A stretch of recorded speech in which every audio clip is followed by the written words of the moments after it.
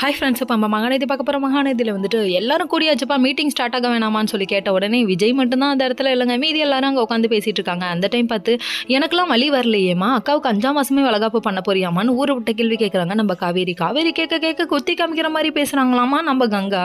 ஏற்கனவே அதான் நாள் நைட்டே வறுத்து எடுத்துட்டாங்க நம்ம குமரன். அப்பா விட்டா போதும்டா சாமிங்கிற மாதிரி ஆயிடுச்சு.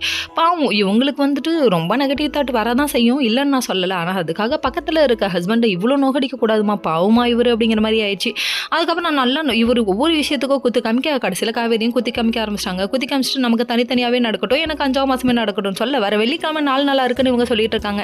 சரின்னு சொல்லிட்டு விஜய்க்காக ஜூஸ் கொண்டு வந்து இங்கே கொடுக்குறாங்க.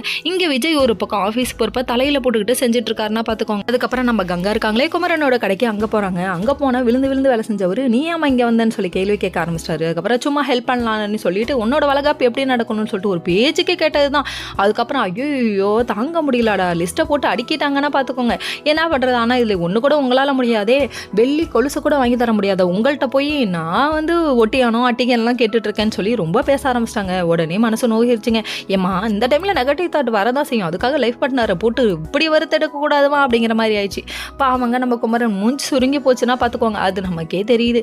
இது ஒரு பக்கம் இருந்தாலும் நம்ம காவேரியோட வளகாப்பை பற்றி நினச்சி இவங்களுக்கு வந்து இவங்க வளகாப்போட காவேரியோட வளகாப்பை நினச்சி தான் வயிற்றெரிச்சல் போல். அதாவது என் வளகாப்பு இட்லி கடை மாதிரி இருக்கும், ஆனால் அவளோட வளகாப்பு 5 ஸ்டார் ஹோட்டல் மாதிரி இருக்கும் அப்படின்றாங்க.